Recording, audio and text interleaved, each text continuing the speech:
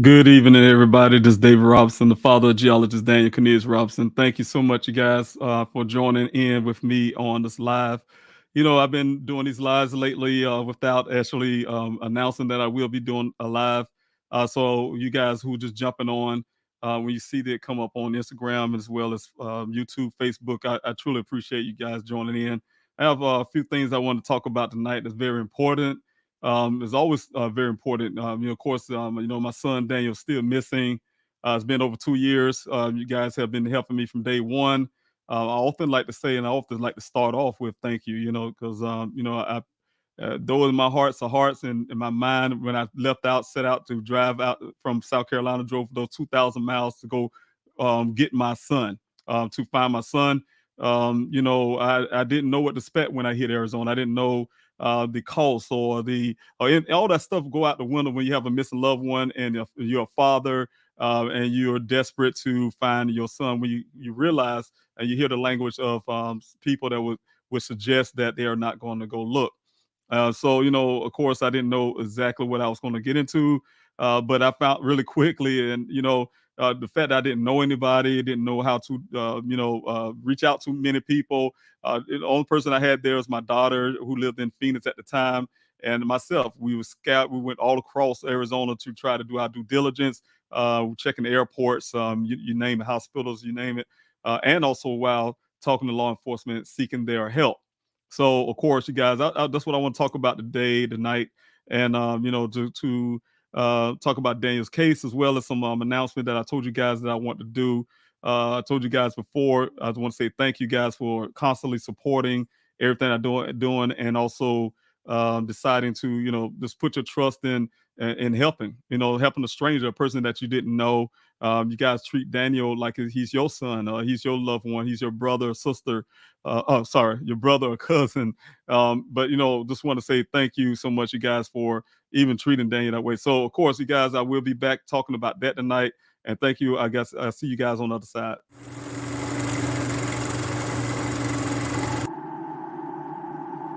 When the lights and camera turn off, I will be here. When the interest and conversation fade, I will be here. When there's no one around, a father will do anything it takes to be there for his son, to protect his family.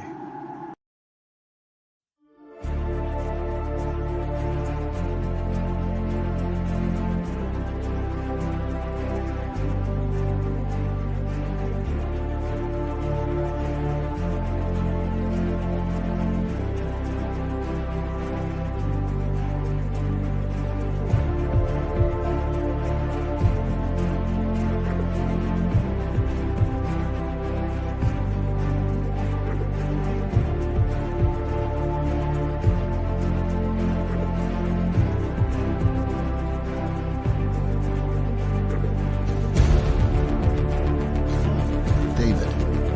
Where's everybody? 9 and 4 months. Without these special people behind me, I wouldn't have a search.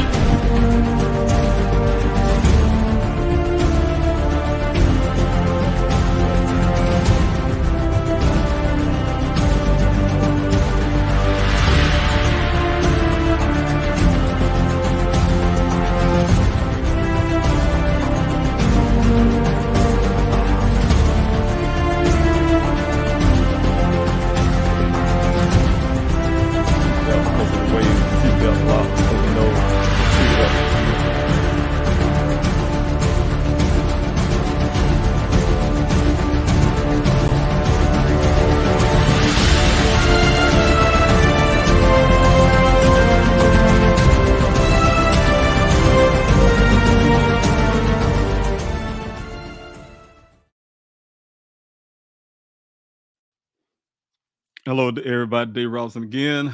Thank you guys for continuing to watch. I truly appreciate each and every last one of you on tonight. I want to actually, you know what, I want to start off by saying hello to a few of you that are in the chats. Of course, I have heard some people say, "Hey, look, you haven't called me. I haven't been on chats, and you haven't called." If you're not on YouTube or Facebook, or Twitter, I may not be able to see your chats except right here on the screen in front of me, and I won't be able to put it out on the screen itself. But I want to say to Skilo, thanks so much for being here. Crafty, thank you so much for being here as well. Hello from Texas, sending prayers and resilience to you, David, to continue your efforts. Thank you so much. I really appreciate it. I need that positive energy. Also, Mary Ellen, thank you again. Good evening to you. Libby, thank you so much for being here from Australia. I really appreciate you constantly being here. And like I said, I still don't know that time difference. I think you were telling me the last time, I must have missed it. But yes, thank you so much for joining in. And they hear a lot on these lives. Thank you, Mary Ellen. I really appreciate it as well. And thank you again, Tracy, for being here. Thank you, everybody, for being here tonight. Like I said on the last live, I want to share some of my endeavors, things I'm going to do going forward. And I needed you guys' support. As I asked in the past, you guys have supported me tremendously. And I truly appreciate that because this has been a long road. You know, it's been 2 years. Sometimes, like I told you before, God put people in places and times, you know, even in tragic situations, you guys, things happen a certain way, and God moves in, and you know, you never know. Had I known that I was going to be being a retired military guy, tried to start a business that failed due to COVID, but then after we got that release from the COVID situation, being a retired military guy. Sitting in an area of my house where I feel always comfortable. My family know, even Daniel know where I'm talking about. My favorite spot.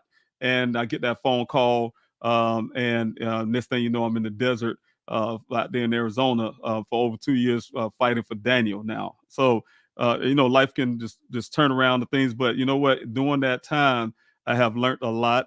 Of course, I didn't know anything about missing person cases. I didn't know how many people were going missing in this country every year. I didn't know there was many people, you know, many people out there missing for years. You know, so some things you just don't know until it actually affects you or hits you at home. So those things was eye opening for me. One thing for sure that really touched me the most is seeing the love and kindness from people like yourself who have been supporting me from day one. As I said in the beginning here, I have not I didn't know what to do. My daughter and I was trying to do the best we can, do our due diligence. And then we, you know, one thing about it, I found information that Daniel was missing in a certain area of that desert, Sun Valley Parkway. When I first visited that street, I used to go to that fence that leads into that Sonoran Desert, and I used to look as far as your eyes can see, it's nothing. It's straight out land, and you know, I used to have binoculars. I had my binoculars with me, and I had my binoculars almost every day out there at that gate trying to look because I was taking Buckeye Police Department's advice not to take my car down in there because I ended up getting stuck or something they was telling me at the time. And the only thing that kept me from Daniel was that desert. And being the father that I am, the kind of father I am that love my children, it hurt me. The only thing that was keeping me from my son was that desert. The desert came between me and Daniel at the time. Is, you know, like any parent, I don't think I can imagine he's out there stuck somewhere. And I've been doing my homework, and when I was in my hotel to learn about that desert. I learned about washes. I learned about the old prospect mines, and you know, because there's gold rush days, a lot of verticals and horizontal mines out there. Some mark and some not. You know, and it's easy for people to drive into those. And you know, I had all those things coming into my mind: the washes there, the rivers, the dry beds, and how the flash floods come through. I had to learn all of that. I had to educate myself about that desert.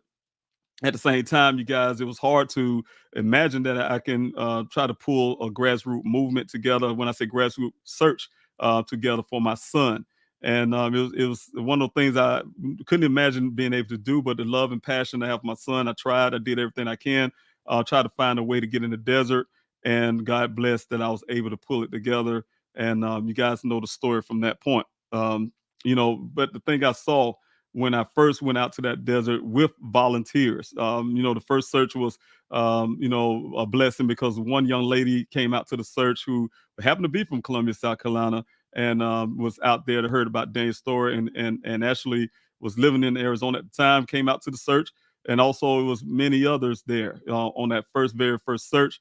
I just saw the love from the people that's there, utilizing their time, efforts, to be out there in the desert with me. Then the next search came, it was like 200 people just came out of nowhere, you know. And what I'm saying, you guys, the point I'm making is in this country we have so polarized. We have everything going on. We see all this hate and back and forth and stuff people say.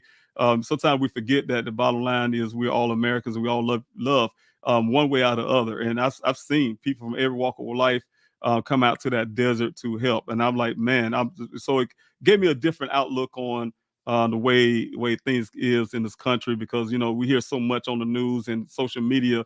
It can really clog your mind to actually seeing reality. We lost touch of reality a long time ago, and we need to pick those things back up. But I'm here to talk about Daniel. My son's still missing. For those who don't know Daniel's case, it's a lot of information I put on the YouTube channel. Please help find Daniel. You guys can actually follow there and look at the videos. Please help find Daniel.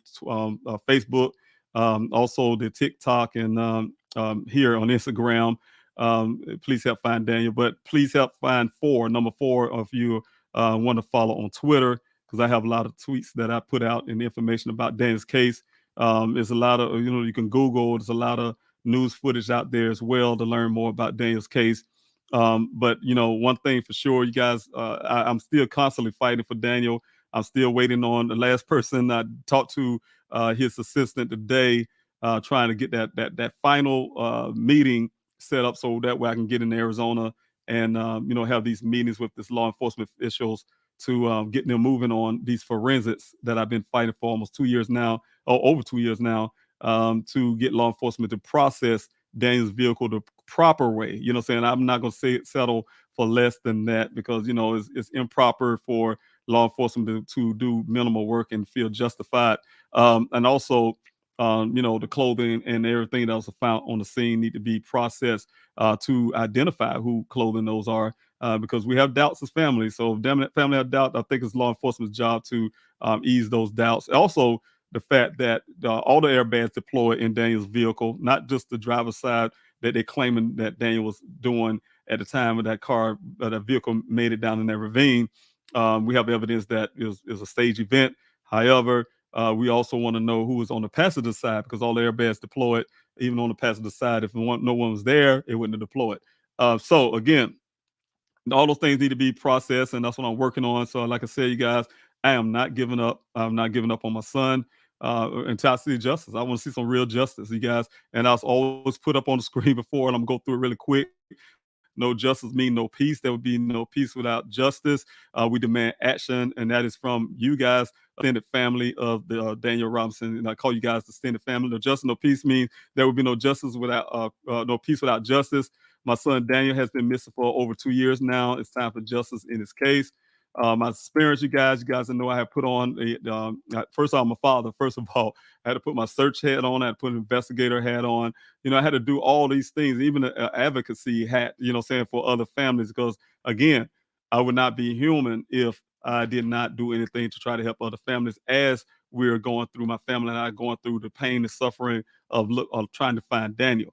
But you guys have eased a lot of those pains, because you was out there in the desert with me side by side, without law enforcement's help. And I really, truly, without all of these nonprofits' help, only nonprofit I can announce that was out there in the desert, put someone out in the desert for us, was the Black and Missing Foundation. So I want to give hats off to them as well. But out there in that desert, you guys was a champion out there, working side by side with me in that Sonoran heat, 118-degree weather. So again, I feel the law enforcement failed Daniel and my family, because I wanted to report, immediately, but they told me I had to wait those 12 hours. I had to hang the phone up and wait back 2 hours and call back again. That's ridiculous. Those are the kind of things that cause people to remain missing to this day, because you already know, you guys, between 600 and 750,000 people go missing every year in this country. 400,000 of those are somehow recovered. When I say recovered, they either come back or they found, deceased, and circumstances like that. But the other remaining, you guys, are still out there missing. And things like this cause that. And that's what we have to do, is we have to fight against these none policies that law enforcement tell you when you call in. Because on court, in this situation, for instance, the Buckeye Police Department, I was told to wait 12 hours. I had to wait a full 12 hours. When you look at their policy, is 0 time wait. So we got to hold law enforcement accountable when they tell a family something that's even against their own policy. That would not be able to fly. Even small thing, we take our public officials We have to make sure they are being held accountable for even things like that. We need people that are actually going to be trustworthy and truthful about especially in extreme circumstances of a person family going missing. So I don't want to go too fast. I get really emotional or personal about it, and I start talking really fast. But I'll say, they took almost 3 hours to even 3 days to almost even do a helicopter search. So those things like that, you guys, these weights and time, pass with time loss. Time pass is time loss, and time loss is evidence loss. So of course, you guys, you have to keep on fighting to make sure that law enforcement are doing things the right way. It's some avenues and things that we can do correct. And I'm saying for the most part, I believe law enforcement agencies out there, there's a lot of good ones out there that does a very good job, and they may be the ones that help 400 and some thousand to be found. Those are the law enforcement, but we need all law enforcement to be in concert together. We should not have a Buckeye Police Department, for instance, that was doing that kind of stuff that would happen in Daniel's case. The effects of injustice.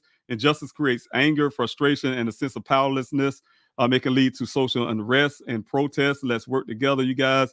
Let's get this justice for not just only for my family and Daniel, but we're going to do it for all the families out there in this country, because law enforcement was slow to act initially. Daniel remains missing, and I really believe that. It's almost like the 48 hours, you guys. You watch that show, 48 hours. It is based on law that detectives need to get all the information and evidence that they can within that first 48 hours, because after that it's going to be very hard, and that's the same thing, 48 hours.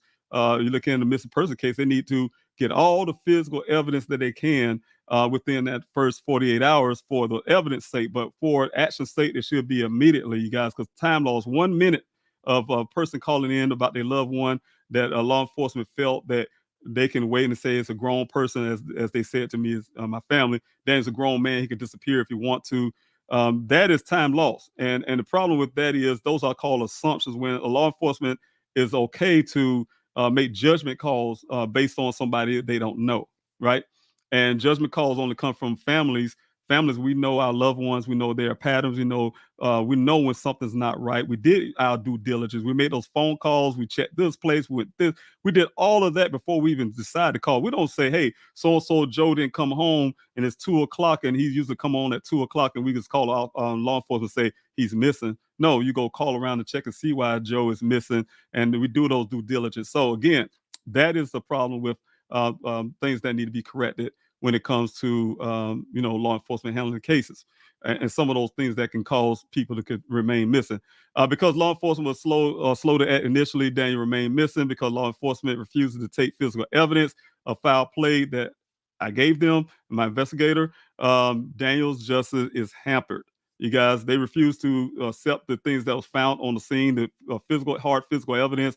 They went to the extent of hiring their own investigator to just rebut it. I don't know, because they didn't find this information. They felt some kind of way about it, some kind of pride thing, and they got this investigator to go out and try to agree with their something that says opposite what my investigator found, with hard physical evidence that he actually did the measurements, physically touched the vehicle, physically examined the vehicles, physically examined everything. But they decided to get their own investigator who have never seen Daniel's vehicle, never touched it, smell it, taste it, like I like always say, but made a full report about something he have never seen in his whole entire life. So which report will you believe? A person who has physically examined a vehicle, or a person who saw pictures, third-party pictures, and making assumptions with depth perception and so on, and that goes on with pictures. I'll give you a prime example. I had a young man, very good young man. He knows or who I'm talking about. But he had some picture. He called me up, David. Is that the same vehicle that was on that crime scene? And then what your investigator have out here on social media? And he said, and I asked him why. He said, because on the pictures that you have out there in the desert has that red transfer paint, but the one that on your investigator does not. And the problem is with having pictures and you're trying to solve a case just looking at pictures alone. The problem is depth perception. You cannot look at damage on a vehicle and make some determination like my investigator did by physically looking at it and saw that the damage did not match the terrain. But you look at third-party pictures. What happened to him? He didn't see that red transfer paint in that picture, because that damage on that vehicle is almost like a fold. That hand that you got to watch. It depends on which angle you're taking you're looking at that red transfer paint. So the picture hide the fact that it was actually fold to make it look flat, but actually it was a fold in the vehicle, and the red transfer paint is on the inside of that fold. So unless you're looking at it from another angle, you will not see that red transfer paint. So that's what I'm saying. When an investigator who say he's a highly esteemed investigator would put himself in a position with Buckeye to say certain things, I question that. I question that, you guys. I question the motives. I question a lot of things about that. And those are the kind of things that would not have to be able to fly when it comes to missing person cases, because I'm telling you guys, and I'm going to say it clearly, just because it's written on paper don't have to be necessarily true. That's why I say you guys see reports all the time long. Hey, this is a police report. This is almost like his story. It's a story that's being put out, but it don't mean that it's actually always facts. All right. So because law enforcement, like I said, refuses to take physical evidence of foul play that my investigator and I found, Daniel justice has been hampered. The solution to that, you guys, I'm demanding that the Buckeye Police Department release my son's case outside to an outside agency, which I've been fighting for over 2 years to go into the Maricopa County. My son went missing in Maricopa County, and and we have found human remains out there in that desert in Maricopa County, in the same area where my son went missing in a crime scene. That therefore, right neighboring federal land, a few hundred feet, if that, few hundred paces to the west. And FBI should be in the case. For instance, all these human remains found out there for my son to be found, the vehicle been found in a crime scene, I like to call it.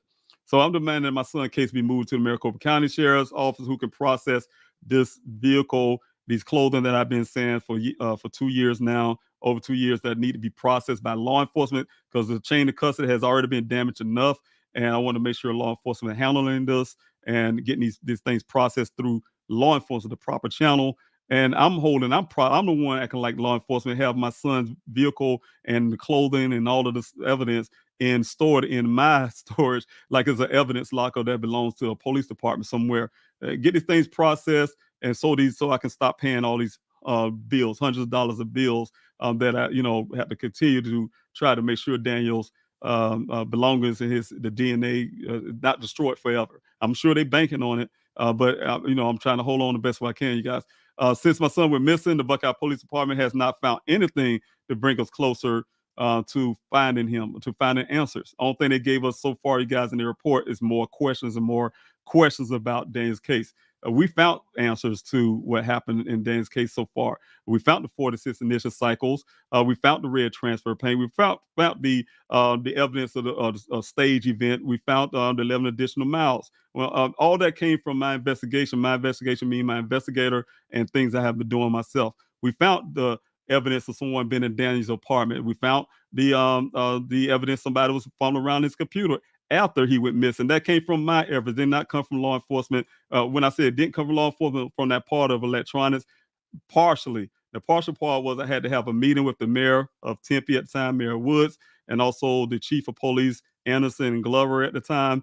And my team and I was able to convince them to do the forensics on all the things electronics. And from law enforcement standpoint, they wanted to make sure they share whatever they found with the Buckeye Police Department too.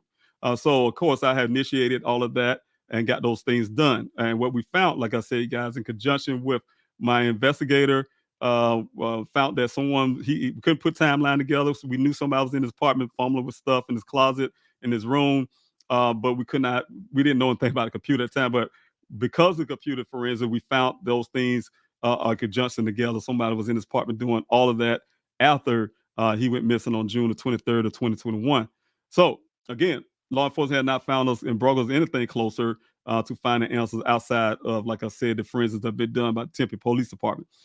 They do not have available cell phone pings that I've been asking for. And that's another topic I want to get into, you guys, when it comes to cell phone pings and what I will be fighting for. I will be fighting for the ability for families to get their own data. You guys, I have been in meetings with the telecommunications companies like T-Mobile, Sprint, AT&T, all of them, you guys. And we had a big discussion about some of the stuff right here. And I learned a lot. I learned a lot about how they're storing data and how they are handling people's data that belongs to you. You, the consumer, is yours. When you decide to get your cell phone company, decide to pay them. Everything you pay them, you paying for this service is yours, and we got to find a way. And I know a way. I have a plan for that, you guys. To make sure that we keep ownership of our information. And what it is, we have a lot of things that policies that telecommunicators are able to hide behind privacy, their privacy policies and things like that. Those things need to be torn down in a way to respect our privacy, in a way to respect our rights as Americans. Saying at the same time make it possible for families in situations with law enforcement, in conjunction with law enforcement, be able to obtain these data a lot faster. Because what problem I have when Daniel's case was a family, that's the obvious thing the family asked for with today's time in 2021, and here it is 2024. The first thing we're going to ask for is cell phone ping data. And that's very important for any family. I went as far as asking for camera footage. We see that they'll give you a traffic ticket, or they'll track a person down who just robbed a bank with all those cameras they watching. They say, "Hey, big brother's watching you." Yes, they are watching you. Every corner, you guys, you look up at the corner. Some people don't pay attention, but you look at the corners, those major corners, traffic lights. You'll see those cameras all over the place. They watching you everywhere. But at the same time, whenever you need the information for cases like this, they magically don't have it, don't exist. And also, so we got to be able to tackle and attack those things as well. All those things that cause us not to be able to, it's a crime shame, to make a long story, that here it is 2024. Again, I like to use that analogy, and the truth is that we found Osama bin Laden in Pakistan, and I fought that war. And we found him in the Pakistan. Now, when I said found the war, and I ain't been in Pakistan, I'm saying I've been in Afghanistan fighting, enduring freedom. And they went in Pakistan and found Osama bin Laden, but you tell me you can't find Daniel Robinson here in the United States. That's a problem. They do not have the available cell phone footage. They pings that they said at the time. No traffic camera footage. Nor that they had the location of the Uconnect. Here it is. Daniel had Uconnect in his vehicle. It's almost like an OnStar, you guys. And they tell us they say, "Oh, we can't get anything from it." Then they say, "Oh yeah, we got something from it." But then it came with all this zero grids. Ask them why. They say the Uconnect says two things: I have somebody disconnect the battery or damage the device. And the first thing of course, you're gonna ask, like, okay, if somebody took the battery loose, why? That type thing. So, but that's the kind of thing that been hampering law enforcement, even if they want to work. And I really believe that law enforcement do want to do the right thing. But those things could be a problem as well. So we got to look into that and find out what the problem is when it comes to situations of retaining data and et cetera. I hear it all the time. They say, "Hey, look, nothing you put on actually really disappear." I even had a dream about it for whatever reason last night. Nothing actually really disappear. It's always there, and we need to find those avenues and those cell phone pings that these telecommunicators can hide behind privacy laws and things, they policies. And we need to tackle those things and make sure we can get those. Everything that can help find Daniel conveniently seems to conveniently be blocked by the Buckeye Police Department. That's coming from the oppression that we have as a family. Now they are blocking other agencies that may be able to help. I've been asking, writing letters. You guys been putting these the mail-in protests. You guys been doing a lot of calling yourselves, and we're asking, "Hey, look, we need Daniel case to move to a different agency. What's the problem?" Y'all all is in Maricopa County. It's not going out of the jurisdiction. We want to make sure Daniel case is being handled properly at this point, because Buckeye need to be honest. You just mucked up the case. You damaged my son's case tremendously, and why would a family believe that you can do better? What are you gonna do? Mess it up even more? So we definitely want to get Daniel's case moved out of Maricopa County. Out of Buckeye into Maricopa County, where it belongs. He went missing in Maricopa County, and so just wanted, but they're blocking that. I've been Chief Hall at the time. Was blocking it. He's moved on. Now I have a new chief, and I'm hoping the Chief Sanders. He was there with Chief Hall, but I'm hoping that Chief Sanders will hear this and would know that I'm coming to when we have those meetings. That's the thing that I'm going to talk about. Look, you're a new chief. You're the new chief in town. I want to see some action when it comes to my son. Some of the things that we ask for as a grassroots movement, I want to see those things actually be happening this year, and we're not I'm not going anywhere until they do. And so definitely want those things done. I'm having a meeting with Sheriff Skinner and all these people coming up for real. Sheriff Skinner gonna have to come up for election. Sheriff Zone left before his term is up, and those election time coming in November. I will be preaching that. We will have our sit-in at the Maricopa County Sheriff's Office, whatever it takes, you guys, for them to do the right thing. And I'm like I said, I'm waiting on Sheriff Skinner to accept my meeting that I'm asking for, and I'm going to keep pushing. I'm going to be very loud. I'm going to be very loud to make sure I get this meeting that my family need right now, because Sheriff Zone is gone now. He's the new sheriff in town, and this new sheriff need to reach out to his constituents, his people who went missing, that their families went missing in Maricopa County, in his county. All right, now they are blocking other agencies. We will fight to change this outcome. What we do is we can peacefully protest in two forms. I created the mail-in protest, you guys, to target departments' attention, get the department's attention, and that's why I'm saying thousands of picket signs going into these departments, you guys, every day. That's very important. Please help find Daniel.com for those who want to know how you can actually join in. Please help find Daniel.com. Please help find Daniel.com, and you can join in with the mail-in protests. Like I said, those are picket signs that you are mailing into these departments on the front page of Please Help Find Daniel.com, where you guys can join in. All right, we've got a piece of protest. Like I said, in two forms. I created a mail-in protest to get targeted departments' attention and action. If this effort do not encourage law enforcement, which it haven't, guys, I should have done this a long time ago. It didn't encourage them to do the right thing. So at this point, it's been 2 years now. We have to get the forensics done. We definitely have to get the forensics done and evidence and get Dan's case moved over and all that stuff. Get it done properly. Then we had to do a physical protest. That's the protest at the Buckeye Police Department, and a sit-in is what I'm planning for the Maricopa County Sheriff's Office. So again, you guys, those things are in action now, in planning and in action right now. This grassroots movement to find my son. This is a grassroots movement to find my son Daniel, and I want to tell thank you to each and every last one of you for being a part of that. Like I said, you guys have been supporting from day one, and without you guys, I would not. I would not been able to survive that long without you guys. So I really appreciate it. I would have been keep fighting because that's the kind of father I am, but I wouldn't have been able to, keep things going this long, keeping these flyers out there. They're very costly. It's a lot, you guys, and I really appreciate it. But also, I want to show you the website real quick before I jump into what I want to tell you guys about. I want to make a major announcement to each and every one of you, because you're my family, you're my extended family, and people that I love. That love us back. When I say love us, man, my family, and I really appreciate you guys for all the love you've been extending. Please help find Daniel.com, you guys. To sign in, like I said, to sign that petition. When I say sign the petition, I wish I should change that to put your voice to that petition, you guys, because it's your voice. When you guys backing me, when I use that petition, go and talk to officials, I have X amount of people. I tell them backing what I'm doing, the cause that I'm doing, and everything I'm doing. It's grassroots movement. It started from my fight for my son, and it's still my fight for my son, but also added with that is the advocacy for other families, to make sure I do all I can as a father and a person who has a heart and a mind and a soul that God has given me to try to do everything to address and to help other families. But put your voice to that petition. Also, you guys, I don't have a search currently, but there's a donation tab.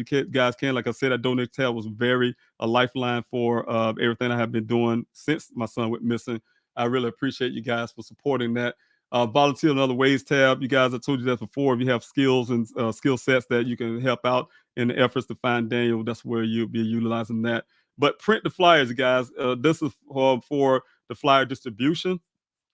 Oh, okay. I think I lost something here. But the flyer distribution, you guys, I really appreciate it. It's a PDF. It's a front and back of it. It's supposed to be a one card, but you guys can print out in any way that you can. I really appreciate it. It's a form of donating. There's the front and there's back side of the flyer. So I really appreciate you guys. You can do that. That helps us tremendously. It is, like I say, a form of donation. So, of course, on the front page, what I was saying, you guys, for those who don't know about the mail-in protest, it is right here. The PDFs are right here. Please download the PDF. And they look just like this, you guys. They're gonna be the same signs I use when I have the physical protests, and we have to sit in. We have these big giant banners, with these picket signs. So that's what my thing would be, to go into these departments to protest if it come down to it. But these are five here, you guys. You print them out and you send them to these addresses you see here. Please mail the PDFs to the addresses below. Send as many as you can weekly, you guys. Buckeye Police Department Chief Robert Sanders, and then you have Maricopa County Sheriff Russ Skinner. All right. And those are the addresses there, guys. I need thousands of these going out every week. Been doing it for over a year now, and it's been making changes. I'll tell you one thing for sure: Daniel's name is not going out of their mouth and their ears, because I'm hearing so much feedback with some officials that I deal with on an almost daily basis. I hear feedback from a lot of what's going on in Arizona. So, of course, you guys, I really, like I said again, appreciate everybody who's constantly supporting this, like I say, this whole mail-in protest. So now to get down to what I want to talk to you guys about, and lastly, I want to throw in real quick. Don't forget these flyers. You guys can also request flyers. Please help find Daniel at yahoo.com, and we have the flyers sent out to you. I have thank God, blessing me the other day. I have someone who's gonna really help me out and make sure I get those flyers out like speedily. So guys, please ask for these flyers. Please get these flyers. Send those requests. Please help find Daniel, yahoo.com. But yeah, let me go back to, you also can go to Please Help Find Daniel. And let's see if I can get back there. Please help find Daniel. And I just matter of fact, I had just changed it, and I want to, let me see if I can get it back up real quick. I took that down, but we'll say one thing for sure, you guys. Let's see, I messed up here. I want to show you guys so you guys can do that. Let's see. I apologize. Okay, let me share this with you guys. Here we go. All right. Now, what I'm going to show you guys. Also, you can request these flyers. I went ahead and changed this up, and I had, I think some people was actually asking for flyers with, let's see which one it was. Volunteer. Um, I think it was a volunteer to search. I've been seeing a lot of that come into the email, and you could have I could have went here to volunteer search tab, and I think people have been going into that, this for the search, you guys. But you come all the way down and you have this flyer distribution sign up. You put your name. I'm gonna change this whole page up so it can just be flyer, because I'm not having the scheduled searches coming up right now. But you put name, address, it's name, phone number, email, flyers. To receive the flyers, you have to put your address. You guys, that'll come up on my side on email. And and then how you heard about it, and you guys mostly probably heard it from here. And if you're a nonprofit, etc. So again, you guys, that's what another form and a way that you can actually get those, request those flyers. If other than that, please help find Daniel at yahoo.com. You can request them there. So now, to get what I'm here for, you guys, as you know, I have been trying to do everything I can to first locate my son. That's my major and first priority. This effort has been from a day of remembrance as one of the events that my team and I put together to start highlighting other missing person family cases. We had to do that twice. One got canceled because of I think it was Roe v. Wade when it first came down, and there was some big riots. I mean, not riot, but uproar, and things in the capitals everywhere across the country. So we had to postpone that one. Also, but we end up eventually having that one, and also the candlelight visuals that we had to also highlight families of the missing, and also some of the other events that we're going around in Arizona to do that also help highlight other missing person cases along with Daniel. So of course, like I said, Daniel's case is my main priority. I'm his father. I have to do what I have to do for him. That's my birthright and as a right as a father. So really, I'm glad you guys are here with me. I see a lot of people on because I thought it'd be very proper to be able to say this thing to you guys first, and putting it out into the public. And I've been had to start today putting it out into the public. because today is my day. Tomorrow I will actually, be doing some things, but I have some little events I have to attend. So I definitely want to get it out tonight. But I want to tell you guys one thing. I'm just gonna put it up here on the screen and tell you guys, you know what? This is because I have things that I have to do as a father, and not only my responsibility to what I plan to do. But I'm running for U.S. Congress, you guys. I want to try to do some changes. I am going to do some changes that I see need to be done around, especially in my District 2 here in South Carolina, but also for a national standpoint when it comes to missing person cases. It's enough when you can see certain things, the way things are handled and the way things are done. When you don't know until you're in that thing firsthand, and you see the cries of loved ones, you hug them, and it's painful. It's painful to see things that's going on as a crisis in this country and no one's speaking about it. So those are things I'm going to be championing, as well as the fact, like I said, from my hometown, we have issues and things that need to be addressed. Because I tell you what, you guys, a lot of times people, when they become into career politicians, they tend to forget the reasons why they were put in office in the first place, to represent the people that they of their district they are saying they're representing.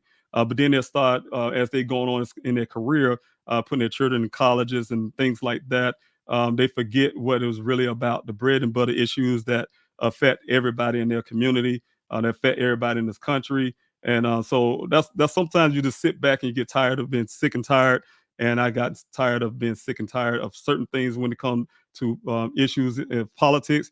But then when I was out in Arizona fighting for my son and constantly getting walls, and then seeing what other families had to go through. That's why I call Daniel American Son, because what happens to my family happens to many Americans here in this country, and we're gonna definitely have to stop that. Okay, so again, I need you guys' support. I'm just starting my candidacy off today, as a matter of fact, and I will be pushing it. So go, you guys. This is the first date. I really need your support. I'm going to put the website up here, you guys, as well, for you guys to go to. It's David Robinson. Oh, here you go, DavidRobsonForCongress.com. You guys, if you guys, DavidRobsonForCongress.com, you can definitely support me there. I need your support, you guys. I need your support tremendously. And I know you guys will be there because you guys have been there from day one. Like I said, to go to the website there. I have, for those who have using a cell phone, I'm working on, I have technically somebody looking at it right now. So this picture at the top will not come out too well. I've been having a little issue. I was like, well, you know how that little thing happened when you first try to get something going. But you guys can go down and hear my story. Just read my story, you guys, as you're going down, and you would understand the reason why God sometimes put you in a time where you have to fight.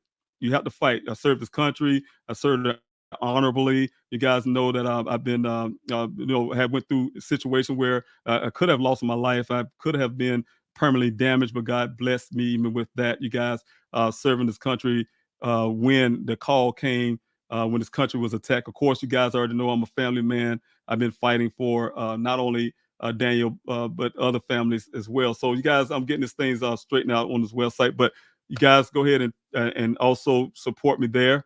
Also, you have the about the campaign. You guys, you can read that as well, about what I'm doing, the reason why, what the campaign is all about, the issues and things that I would like to address, as well.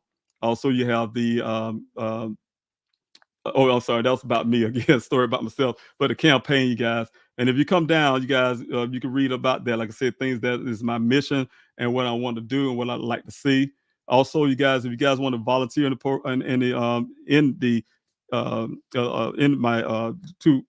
to volunteer, if you guys want to volunteer in my campaign, definitely, you guys, those who are in South Carolina, especially, you guys want to volunteer. You read this information here. I have this also about the campaign, but volunteer tab, you guys. It's a form to come up, you guys. I need some people to join in on the campaign. Like I said, this first day. Guys. The positions that I'm looking for, as well as how many hours you can work, things like that. You guys, definitely want you guys to join in and support what I'm doing. is very important, and I hope you guys can continue to do that. I will be in Aiken for those who are in South Carolina. I will be in Aiken to talk as well in my district at one of the Democratic conventions, and also I plan to just move around the state and really talk to people where they are. People in my district who are going through some of the things that I know we're going through in right here in my neighborhood. When it comes to representation in the people's house in Washington D.C. So again, I see this as opportunity to not only improve the life and of everybody, citizens here in my district as well in my state and as well as in the country, but at the same time they help with missing person cases, even with Daniel. And when I plan to do some of the things that I've seen and try to fight for those policies, like I was saying, you guys, where these things are hidden from families when it turns we need cell phone pings, and then you can say, hey, it's retention time is up, and they're lost forever. I don't believe anything lost forever. So again, you guys, some of the basic stuff, you guys, that of course, that I believe in. We got to believe in help to change things with our education, our healthcare, just the basic bread and butter issues, you guys, for working families. The state I live in South Carolina, you guys, so you can imagine the challenges that we have when it comes to making sure those things are happening, the infrastructure. But we have some of these things in place, but they're not being utilized. They're not being utilized. I don't know, it's a party line thing. And what I want to say, you guys, again, this is an example. The example of what I was saying is an example of what you guys have been doing from being a grassroots to help me find my son or try to find my son. And you guys have came from every walk of life. Nobody talks about politics. Nobody talks about religion. Nobody don't care what race you are. We all got together, and you guys have been here for me. And I definitely want to be there for you, and I've been there for other families.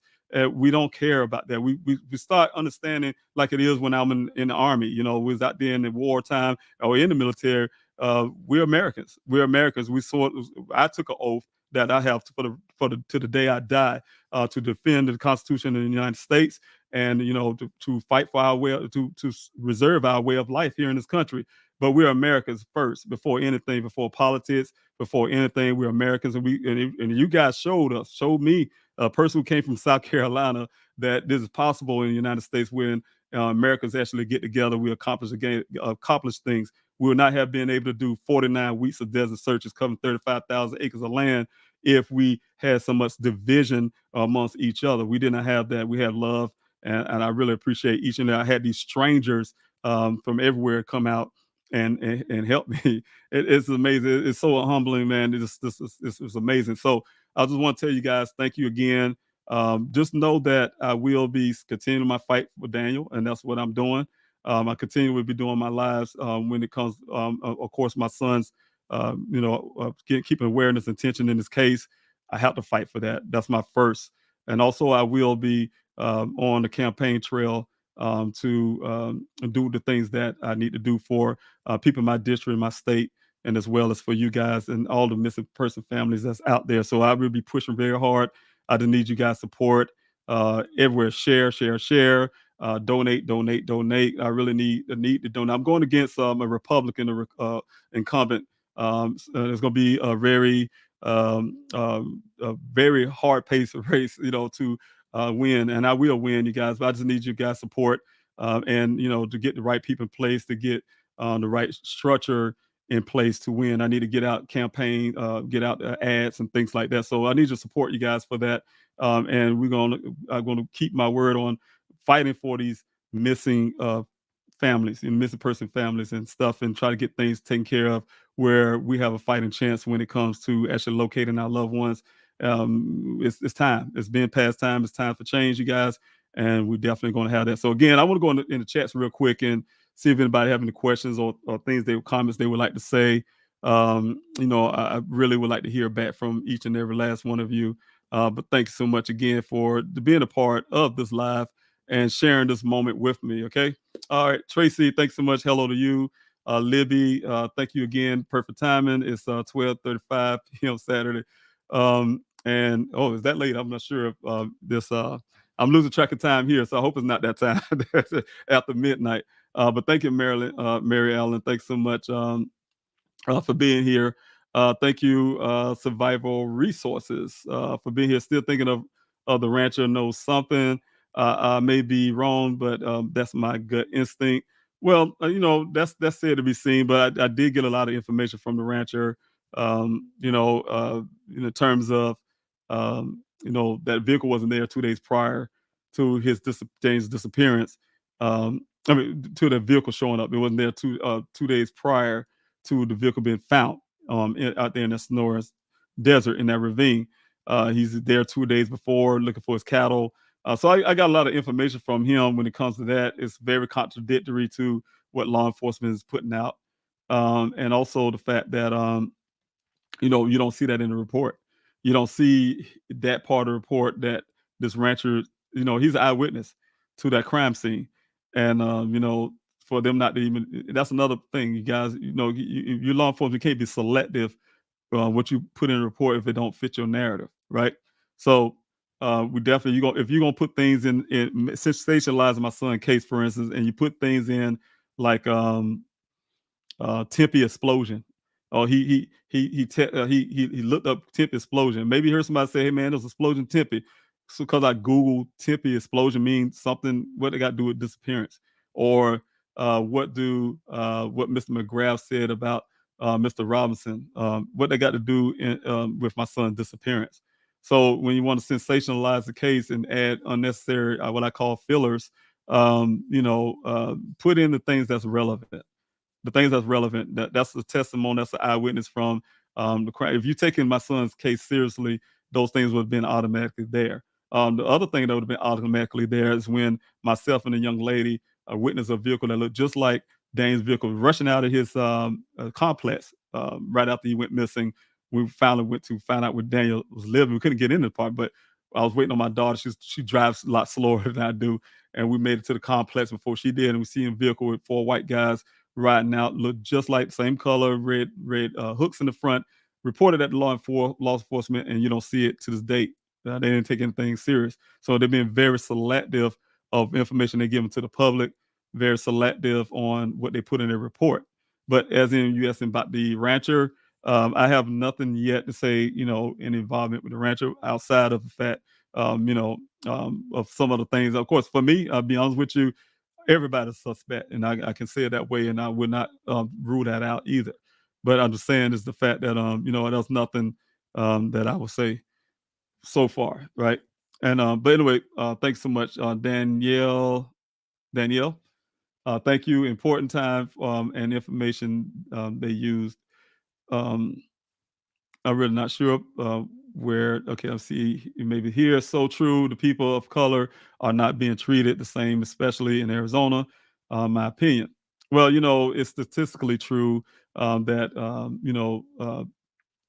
that people of color go missing at a higher rate than everybody, and yet we're the smaller portion of the population. So those things are statistically true, and so it's a problem that is also need to be addressed and handled as well. So yes, that's everywhere. That's everywhere as well. I know Arizona has a high missing person rate. I think it's like number 4 in the country, and so yes, it's true there and everywhere else too as well.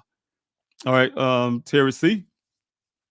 Glad you're still fighting, Mr. Robinson. My ears and eyes will always be hoping for clues. Yes, and I'm doing that too. I'm really doing everything I can. I can't wait to have these meetings. I'm going to really push you guys these forensics. We really, really need those forensics done.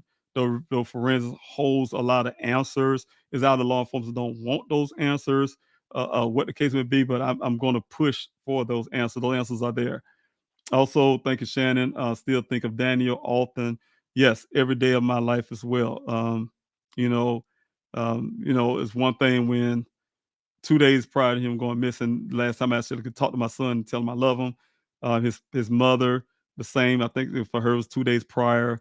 Um, his sister the day before he went missing.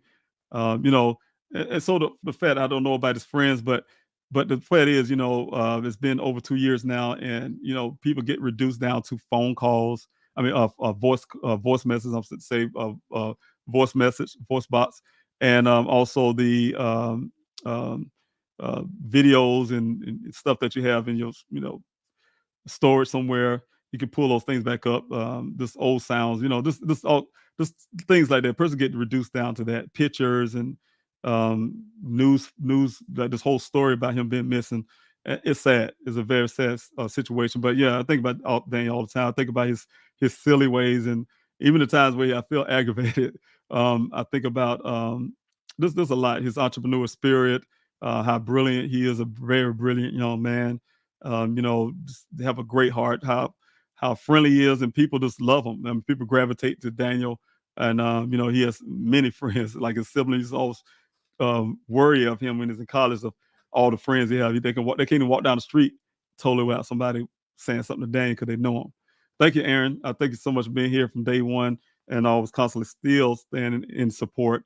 I truly appreciate you so much. God bless you for all that you do, that you have done as well in the background that people didn't know about. So thanks so much. Some hidden people out there in the background, you guys that have been doing some tremendous work as well. When I say tremendous close work with me, and you guys haven't really hear about them outwardly.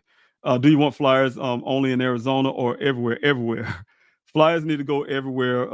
Wilson Lamont. Flyers need to go everywhere. And the reason why, like I said before, those flyers need to be out because this several ways. Person happen to be passing by Sun Valley Parkway, like I know one, and that's another thing. It's another tip that law enforcement ignore from person from eyewitness. But happen to seen something, and they're traveling in a U-Haul or to an airport because they're leaving that town for good, leaving Arizona for good. They live in Chicago or Little Whiskey, Georgia, like they use a lot. And we need to reach that person that has seen something. They probably saw some, man, that's strange, and kept going. But then they see Daniel's flyer wherever they are somewhere, and it jogs their memory. I've seen this boy before. I've seen this guy before, and so they'll jot their memory, and that really brings up leads for me. Also, it can help with somebody have flyers say, man, you see the story about this guy's missing this young man, and they're sharing that story of someone with that flyer, and somebody, word of mouth is everything. Somebody says somebody else, and they just hit the right person at the right time. Again, that's leads. But also that's help with resources because you guys, I have, like I said, flyer distributions to when I was in the desert. All that is costly, and it actually help with resources that I need. Just alone trying to get Daniel's story out is hard. But when I have a lot of people doing the same thing at the same time, it's very helpful. The other part is we don't know what happened that day. I don't have all the evidence. I think we know some type of foul play happened. I know that, but we don't know what foul play really means in this case. It could mean that something happened at the time, he got away. Um, what if he bumped his head or something? I don't know where he is, but he's out somewhere or being kept somewhere. Somebody knows something. They get his flyers and they see this flyer and look at his face and look at and say, your dad looking for you. That type deal, and that tends to give me another lead because we don't know what happened. So again, you guys, those flyers are very important. It helps in many ways, and if you guys can get them everywhere in this country, we have eyes and ears everywhere. That's the reason why I started flyer distribution in the first place. It started off with a city search. City search was going out to hospitals and a lot of homeless populations out in Arizona, so and hospitals too, and try to get these big gigantic flyers out there in these facilities. And it started that way, and then got me to do the flyer distribution because I understood it is very needed. And but I when it done it, like I said, did that flyer distribution because I needed eyes and ears outside of that desert. Yes, I'll look for my son based on information I knew at the time in real time. In that desert, in that snoring desert, all these volunteers, and but at the same time, that's all the information I had. But if he got out of that desert kind of way, I needed eyes and ears everywhere, all across this country. And that helped me a lot by getting these flyers out all across the country.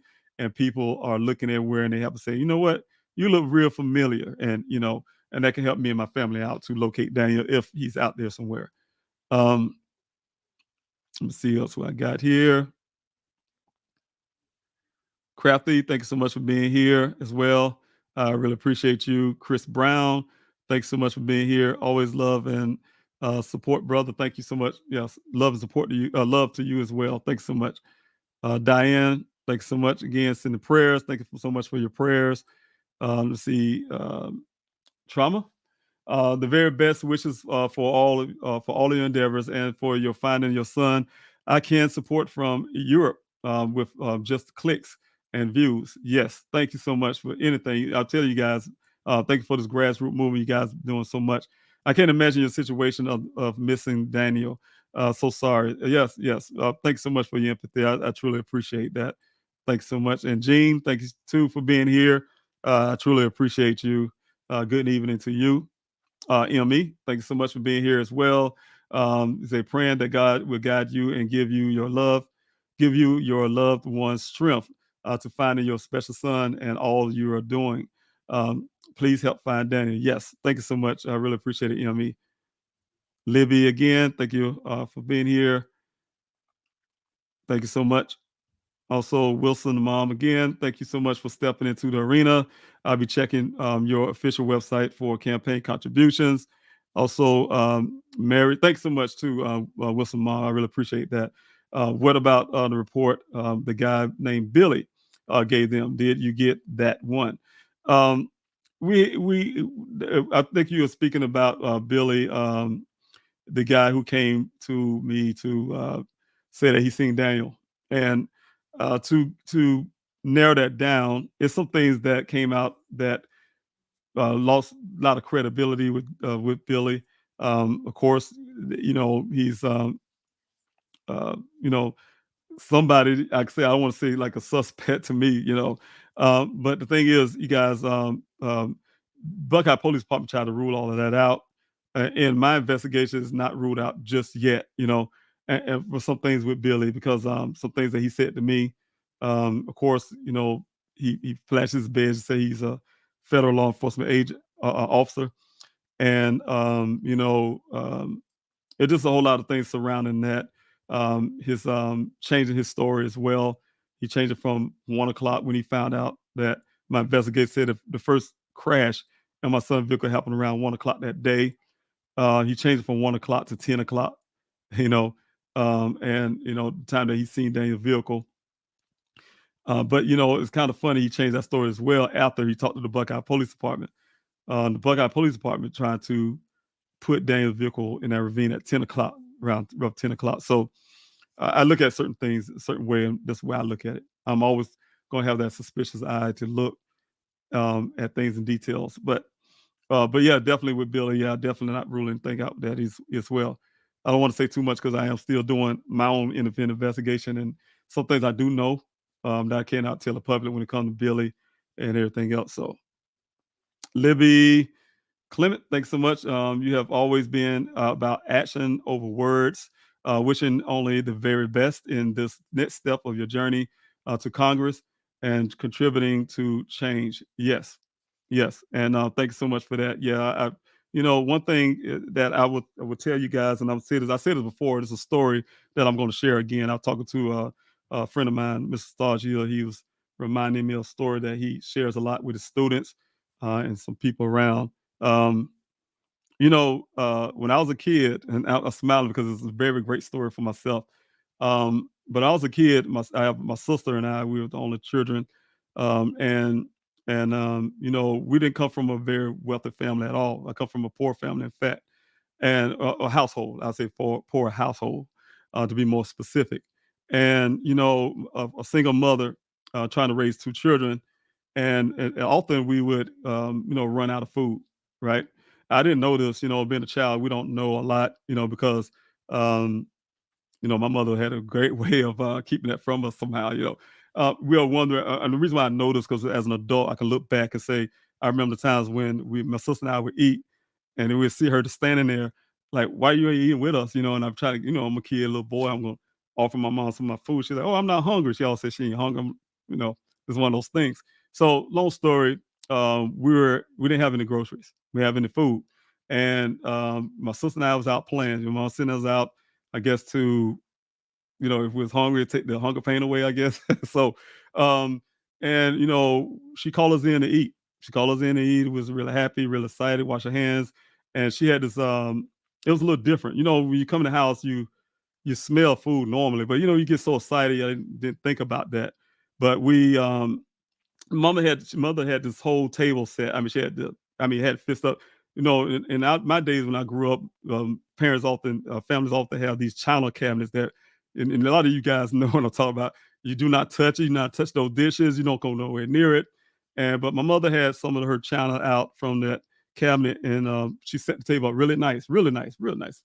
And so she had a sister and I sit down at the table, and and so I'm ready to eat. I'm hungry. I'm like feeling stuff. I'm just speaking from my version. My sister may have a different intake to that part, but I was sitting there and I see the stove and I see the pot on the stove and I see the steam coming up off the pot, and I was like, you know what, man, this is gonna be good, whatever it is. But I still down on me. I couldn't smell anything, but anyway, she came there with this place had the plate and it has kind of like a salsa type bowl in it, and so she came with this pot and this big spoon in it, and she started dipping the big spoon in the pot, and she pulled out. It was nothing there but water, and she putting the water in the plate, and we're like, I was looking at my sister like, I think mama lost her mind. Like, what's going on here? And so she did my sister the same way. And we're looking at each other. She turned around and had the audacity to say, now eat. And we look at each other like, eat what? She put water in the plate, so hot water, you know. So we looked at it like, no, she almost lost her mind. But she said, no, she gave us an example. She took a spoon and she said, pretend like you're eating. You just pretend like you're eating. Okay. We were doing it, faking it up, and still thinking she's lost her mind. And while we was doing that, and this is the truth, you guys, we get a knock on the door, and it was some stranger, a woman who happened to be passing by, knows my mother had 2 children, she says, and she bought us, she had all these bags of groceries. It was crazy. Like, back in the day, they had plastic bags. I'm gonna tell you how old I am, but they didn't have plastic bags, and it was all these bags. It was crazy to me as a kid. And my mom was jumping around all happy and things and thanking the lady, and so of course we was excited. We was putting this food up, in the cabinets. And then after that, my mother also received the mailman came and received some back pay that she was owed. And to make a long story needless to say, we had so much groceries that we didn't. It was hanging out the cabinets. It was all on counters and everywhere. And so we had a lot of food. But what I learned from that was that I tell you guys. So you guys hear me all the time. I say I walk by faith and not by sight. I have been carrying that for all my life. My mother taught me that. She taught me that from that example. What it is that she had faith that God's going to provide for her and her children. And she had us not only to believe that it was food, and she believed that it's going to be food. She had us to put action to that faith, because faith without action is dead, right? Faith without works is dead. You guys got to put action to your faith. Like I say all the time on here, you cannot expect to get a job if you're not out there looking for it. You cannot expect to find your son if you're not out there looking, right? So that's the reason why I approach things the way I do, because it's based on that, what I learned when I was a child. And I just want to share that with you guys because it can help a lot of people. I know Mr. Starchi told me it helped him, and share it with his students, and I share a lot with people. But yeah, that's exactly what I feel, Libby, as well, when you say that's the journey. The journey, God put you in place and time and place for something. But when you get that calling, you have to act, guys, like I put on the page on the website, I gave up a business. I had 2 trucks driving. I was a truck driver. I gave up 2 trucks, a company making over 100 some thousand a year. And to join the military at the time the country needed, after 9/11. And I remember my recruiter. I'm a truck driver, so of course, my recruiter said, he asked me, "What do I want to do in the military?" I said, "Drive trucks." No, you don't, man. They in Iraq over there dying like So long story. I said, "Yeah, that's what I want to do." Hey, look, this is what I'm good at. That's the best I felt I can give to this country, and that's what I became, an 88 Mike, taking the risk of it all. And so what I'm saying is, when it's time to act, when God puts you in the place, and you're in the right position for it, it's time to act. Even in bad circumstances as 9/11, bad circumstances as Daniel going missing, it's painful. It's very painful, and it's even more painful. You guys, I had Jessica Nunez. You guys remember her daughter. I hate to bring it up, but and when I say hate to bring it up, I want that family to be able to get this, they closures they needed, and they peace. But Jessica Nunez, when I met her at an event I had, Day of Remembrance, it was very painful to see a mother in that kind of pain. I watched Jelani's Day's mother. She was out in the public sphere as well, crying for her child. And Carmen Day, Jelani Day's mother, Carmen, and crying for her son. And you see these people crying. I talked to the people in the desert out there. I mean, it's amazing. They're out there helping me look for Daniel, but they have missing loved ones. Some been missing for 20 years or so. And you see that, and if you don't somehow um, it don't touch you to move or do something, then that means you're a robot or something. Something's wrong with you. I feel this is my opinion. You have to have something. Yeah, it's something that would say, look, you know what? I have to do something. Rather share the story, give some words of encouragement. There's got to be something, right? And it just so happens that sometimes God give some people the ability to do more. And I've sought some of these things I talked to God about, and I think it's the time. It's the time to in that change, or when it comes to these cases, things that happen in this country.